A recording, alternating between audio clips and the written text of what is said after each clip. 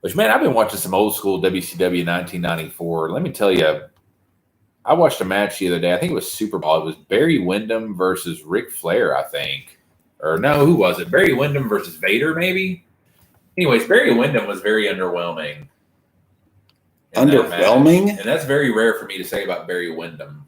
Barry Windham has never been underwhelming in his entire career. Oh, yes, he has. Whenever he was the stalker in WWE, absolutely he was.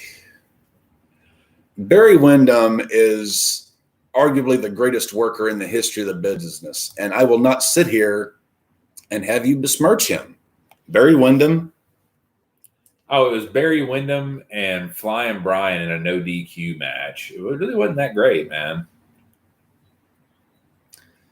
You're going to shit on Barry Windham right here in Nashville, Tennessee.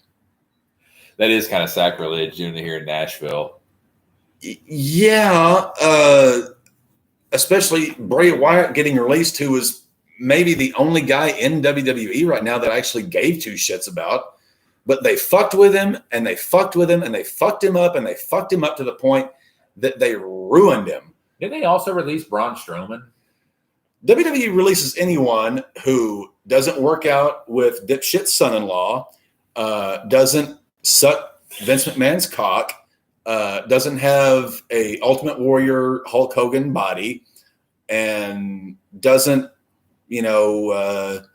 essentially just, be what's the word that we're looking for? So Braun Strowman got released. Bray Wyatt got released. AEW, they got to sign those two. And you do a sort. Well, no, I don't know. I guess wrestling's just so beyond the invasion angle. Don't you think? Wouldn't like a WWE invasion of two guys who got released just be kind of corny in today's society because everything's so publicized?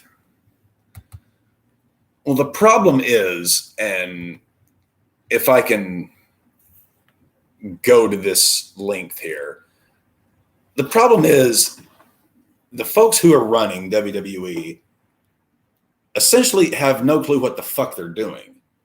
Because Hunter, while a great worker, it's a corporation now, couldn't book his way out of a wet paper bag. Stephanie doesn't know her ass from her elbow. Vince has become so goddamn senile that I don't even think he knows which way is up. Whoever these writers and bookers are for WWE, I don't think they've ever watched like legit true pro wrestling in their life. I'm wondering, like, what is the deal here? Like, is there any redeeming qualities at this point about pro wrestling?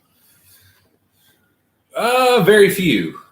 Very few. Okay, what are the redeeming qualities? Well, like I said earlier, I think the indie shows. I think you can have more fun going to an indie show than you can one of these big productions. I've went to an AEW Dynamite taping. I've went to a Raw, and I've been to a bunch of indie shows, and hands down, I've had more fun